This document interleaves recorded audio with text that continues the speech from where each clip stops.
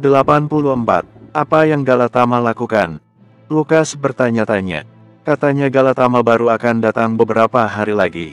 Ternyata dia sudah ada di rumah itu sejak tadi. Jangan-jangan, ini semua telah direncanakan Galatama. Email yang diterima Melanie, bukanlah dari Permata.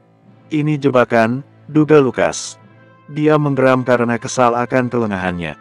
Demi memastikan itu, Lukas memutuskan mengikuti Galatama. Lalu kenapa Permata seolah-olah tidak tahu Galatama sudah di rumah itu? Tentu saja, Mutiara menyembunyikan itu. Permata dibuat terasing di rumah keluarganya sendiri. Selagi mengikuti Galatama dari kegelapan, Lukas mengintai. Mencermati apakah Galatama dikawal oleh bodyguard. Sedari keluar dari gerbang Galatama berjalan santai seorang diri. Jalanan Bandung di kala malam memang enak untuk ditelusuri sambil berjalan kaki. Mobil Lukas ada di bar milik Bang Tao. Dia akan mengambilnya nanti saja setelah misi pengintaian ini usai. Lukas ingin tahu apa yang direncanakan Galatama. Kenapa dia belum juga melakukan pernikahan? Padahal di awal, semua orang bilang 1 bulan lagi pernikahan Galatama dan Permata Hari akan digelar. Nyatanya, sudah 2 bulan berlalu tapi tak kunjung terlaksana. Galatama sedang membeli waktu. Tapi entah untuk apa, saat menguntit Galatama, Lukas mendapatkan telepon dari Melanie. Dia menjelaskan semua yang terjadi barusan.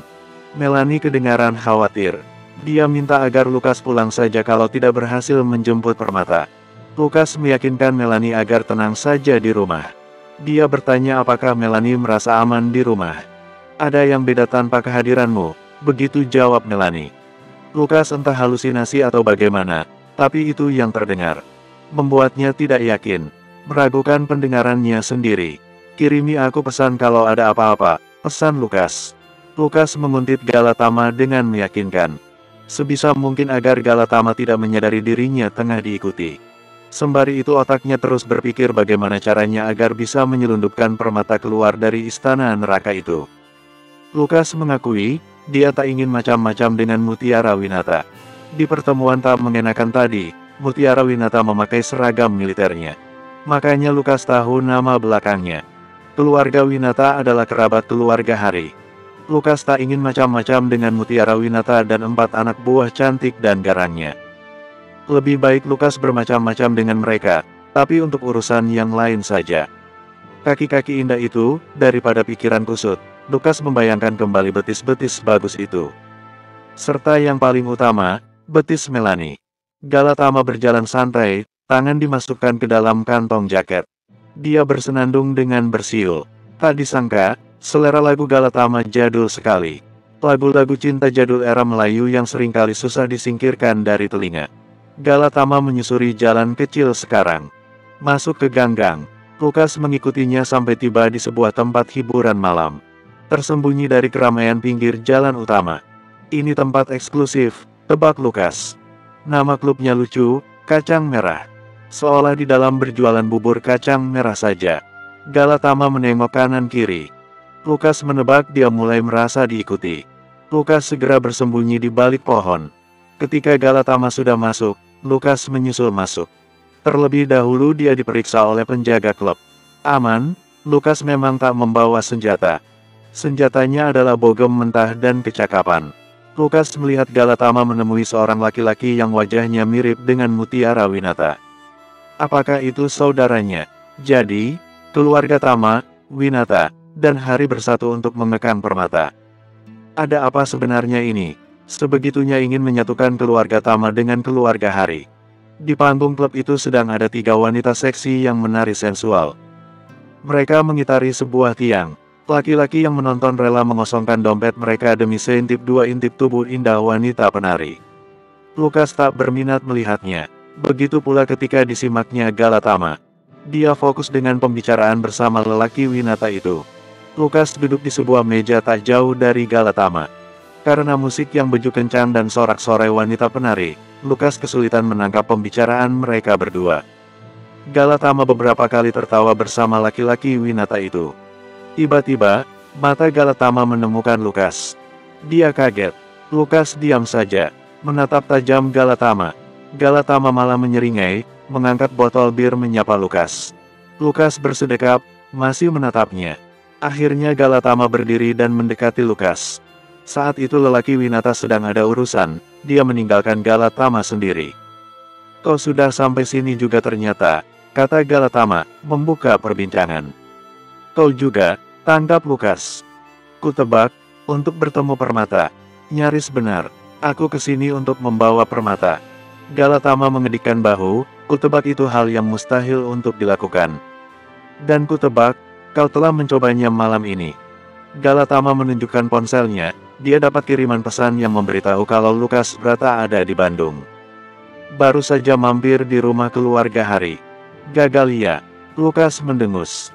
Apa untungnya bagimu membuat permata terkekang seperti itu? Itu hanya akan membuatnya makin tak sudi menikah denganmu. Oh, kalau aku melakukan yang sebaliknya, berarti ada kesempatan permata bakal mau menikahiku, begitu. Gaya bicara Galatama masih semenjengkelkan waktu di acara perjamuan gagal itu. Tidak semudah itu.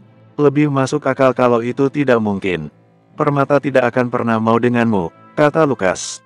Lalu, seperti apa lelaki yang dimaui permata, seperti kau? Ya, kalau begitu, aku ingin belajar darimu. Galatama menunjuk Lukas. Aku tahu aku memulai segalanya dengan buruk. Yang namanya pemaksaan itu tidak ada gunanya, aku setuju. Tapi satu hal, aku sayang dengan permata. Pada pandangan pertama aku melihatnya, aku langsung jatuh cinta. Lukas mencui. Serius, aku sayang dengan permata. Aku ingin jadi laki-laki yang baik untuknya. Lukas menggebrak meja. Maka mulailah dengan menuruti kemauan permata. Lepaskan dia dari cengkeraman tangan busuk keluargamu. Tidak semudah itu. Aku hanyalah seorang laki-laki yang ingin permata hidup nyaman. Aku tak ingin dia terluka di dunia luar. Rumah yang ditempatinya adalah rumah ternyaman. Aku pastikan keamanan permata dengan meminta secara sukarela keluarga Winata. Kau kenal dengan keluarga Winata? Mereka orang-orang militer, bahkan yang perempuan. Itu tidak ada bedanya dengan penjara, Bung. Kau melakukan itu semua tanpa dasar pertimbangan atas keinginan permata, kata Lukas. Pada saatnya, aku akan menuruti segala keinginannya. Tapi satu dulu, dia harus menikah denganku.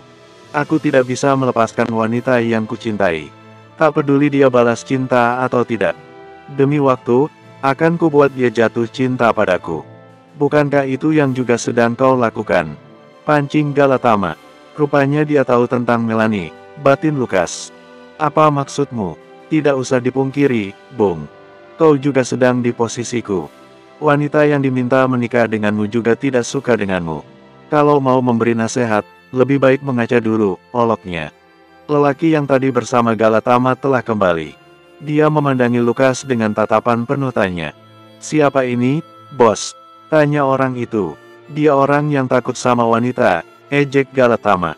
Lukas menggebrak meja, apa kau bilang? Bersambung.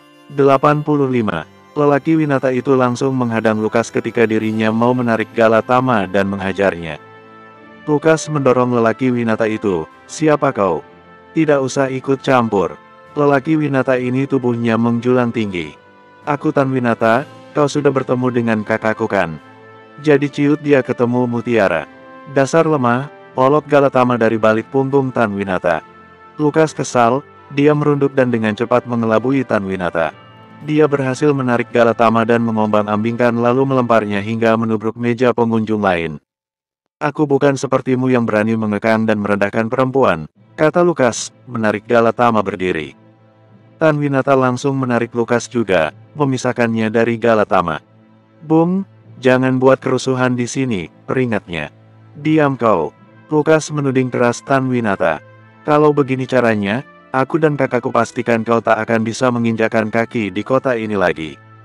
Tan Winata mengeluarkan ponselnya. Hanya sekali telepon, urusanmu di kota ini tamat. Lukas dengan cepat merebut ponsel Tan Winata dan membuangnya sembarangan.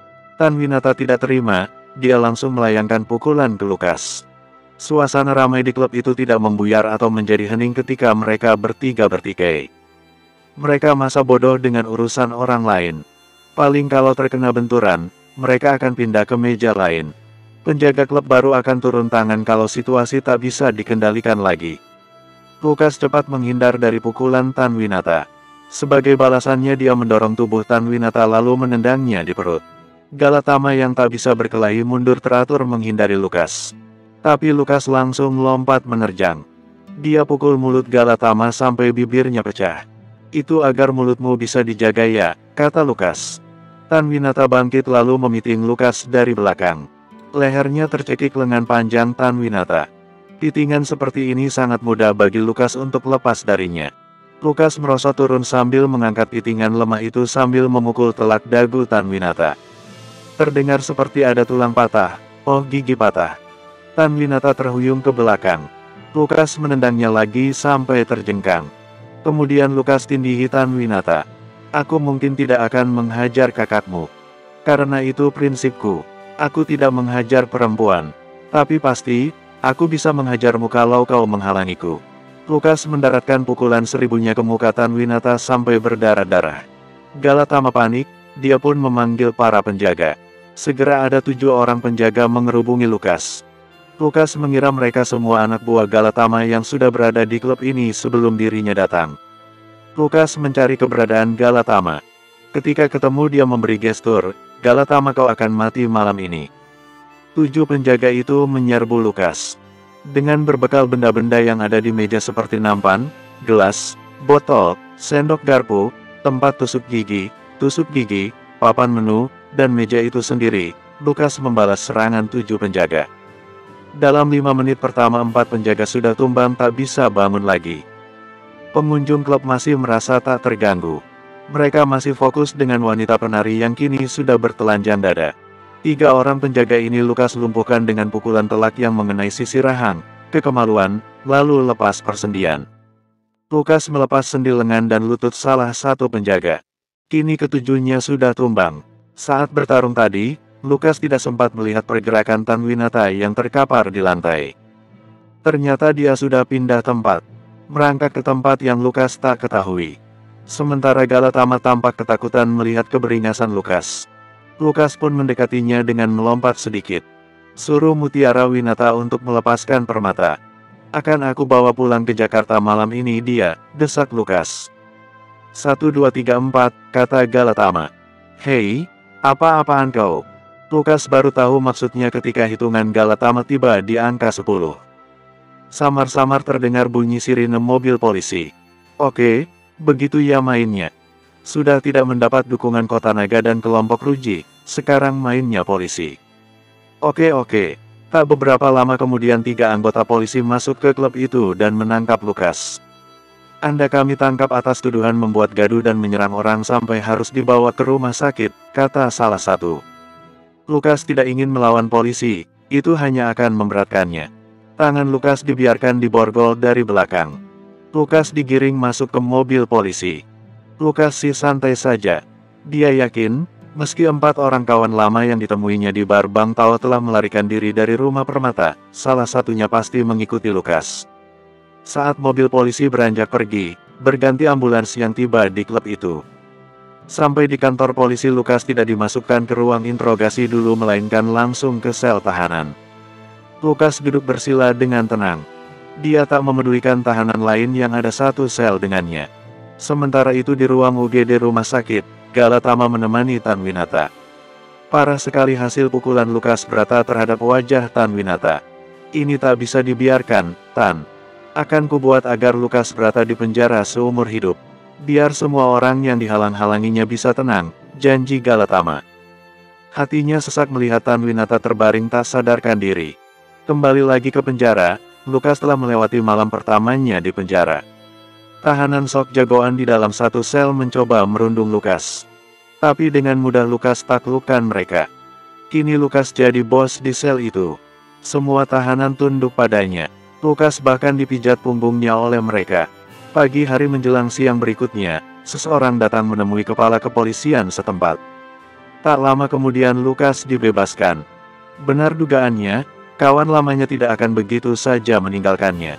Mereka mungkin cari selamat atas diri sendiri, tapi mereka tidak benar-benar meninggalkan kawannya. Topan, terima kasih atas bantuanmu. Bagaimana kau bisa membebaskanku? Tanya Lukas penasaran. Oh, tidak masalah kawan. Ini sebagai penebusan kami meninggalkanmu sendirian di rumah itu. Aku bisa membebaskanmu dengan sedikit berbohong.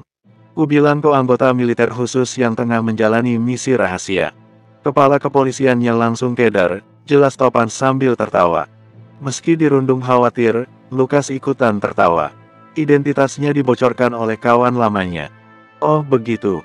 Baiklah, ayo kita cari tempat minum, kata Lukas, merasa haus dan lelah akibat semalaman beraksi. Di depan kantor polisi 3 orang kawannya ikut menunggu juga. Di dalam van yang dipakai tadi malam, Lukas memberi salaman berupa adu kepalan tangan kepada mereka. Kalian, asal main tinggal aja semalam, protes Lukas bercanda. Untuk kepentingan yang lebih baik, Lukas. Tapi satu hal, kami tidak akan meninggalkanmu selanjutnya. Kami selalu kembali padamu, kata salah satu. Topan yang menyetir mobil. Di tengah jalan mobil van mereka dicegat tiba-tiba. Sebuah mobil van ala militer dengan stiker bunga teratai di pintu gesernya. Seseorang bertubuh besar turun. Serahkan Lukas Brata, seru orang itu. Bersambung. 86. Lukas tak mengenali simbol stiker pada mobil van itu. Namun, orang yang turun sepertinya dia pernah tahu. Tampangnya tampan dengan garis muka yang tegas. Rambutnya panjang lurus seperti rajin direbonding. Orang itu memakai jas warna perak. Dengan sangat mengancam dia membawa senapan otomatis. Menodong ke arah mobil Topan. Pangeran Lotus, kata Topan. Lukas baru mendengar nama itu. Orang yang mengancam sepertinya dia kenal tapi dengan nama lain. Kalau tidak salah dia pernah bersinggungan dengan orang ini sewaktu misinya di awal-awal berkarir di kontraktor militer elit. Keluar kau Lukas Brata sebelum kuhabisi mobil ini. Seru Pangeran Lotus. Dilihatnya orang itu datang sendirian. Siapa dia? Lukas masih belum turun. Gembong kriminal kelas kakap di daerah sini. Sialnya, dia mencengkeram pejabat pemerintahan dan kepolisian. Mereka bekerja sama, ungkap Topan. Dia bertransformasi jadi pemburu hadiah sekarang. Kalau dia sudah turun, berarti masalahnya sudah gawat, kata rekan yang duduk di belakang. Jarang-jarang Pangeran Lotus beraksi langsung sendirian, tambah yang lain. Lukas mengamati orang itu. Moncong senapannya sudah tepat di depan kaca mobil Topan. Mereka berdua masih memandangi Pangeran Lotus itu saja. Lukas menebak, ini pasti suruhan Galatama. Tak terima Lukas Brata keluar dari tahanan. Dia kirim orang lagi. Entah akan dibawa kemana dia. Turun kau supaya tidak perlu peluru-peluruku memberondong nyawa kalian. Aku punya surat resmi penugasan untuk meringkusmu. Ditandatangani oleh kepala kepolisian daerah sini. Pangeran Lotus mengeluarkan surat dari saku jasnya. Lukas dan Topan mengamati, memang ada logo resmi kepolisian sekitar sini. Mereka geleng-geleng. Lukas dan Topan saling tukar pandang. Bagaimana ini bro? Tanya Lukas. Topan menarik napas. Tampak dari wajahnya dia tak ingin berhadapan dengan Pangeran Lotus. Berurusan dengan orang ini sudah seperti kita mau menghindari polisi. Semuanya ribet. Tapi kita akan serba salah. Lebih baik kita ikuti permainan ini. Ada orang yang sengaja mengirimnya, kata Topan. Ya, aku sudah menduga itu, ucap Lukas dengan tenang. Kita turun. Kau sendiri saja. Kau yang dicari olehnya. Topan tertawa kikuk. Baiklah, sampai jumpa kalau begitu. Lukas membuka pintu mobil dan melangkahkan kaki keluar. Kau tenang saja Lukas, kami tidak akan meninggalkanmu lagi. Kami akan cari cara untuk mengeluarkanmu dari cengkeraman Pangeran Lotus, janji mereka berempat. Lukas mengangguk, memberi hormat singkat kepada rekan seperjuangannya dulu. Mereka menunggu sampai Lukas masuk ke mobil van Pangeran Lotus. Lukas berjalan mendekat. Dia mengangkat tangan tanda tak ingin melawan. Pangeran Lotus melemparinya borgol. Lukas disuruh memborgol dirinya sendiri. Oke, dia lakukan. Janji kau tidak akan menembaki kawanku. Pinta Lukas. Pangeran Lotus menyeringai, menampakkan beberapa giginya yang berlapiskan perak. Tentu saja tidak. Untungnya kau segera turun. Aku sedetik dari menarik pelatuk. Kalian akan mampus. Pangeran Lotus membukakan pintu mobil vannya, menyuruh Lukas masuk secara sukarela. Saat masuk ke mobil, Pangeran Lotus memberikan acungan jari tengah kepada Topan dan kawan-kawan. Lalu tanpa terlihat, tangan satunya memegang pistol kecil dan menembak ban mobil Topan. Di dalam mobil van, Lukas kaget.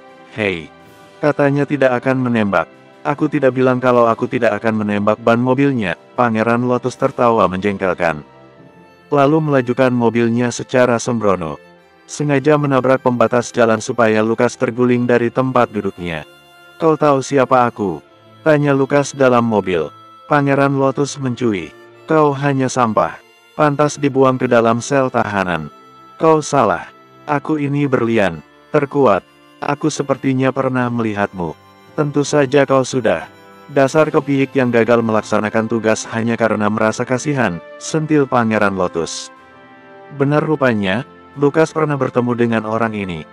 Namun, dia lupa bagaimana tepatnya. Kalau dia ingat, dia bisa mengelabui orang ini dan berusaha kabur. "Jika begitu, aku sekarang sudah lebih hebat. Aku peringatkan padamu, kau jangan macam-macam denganku atau kau akan merasakan akibatnya," ancam Lukas. "Ya, Dewa Pembunuh," tanggap Pangeran Lotus dengan enteng. "Kuperingatkan padamu juga, kau jangan coba-coba melawan."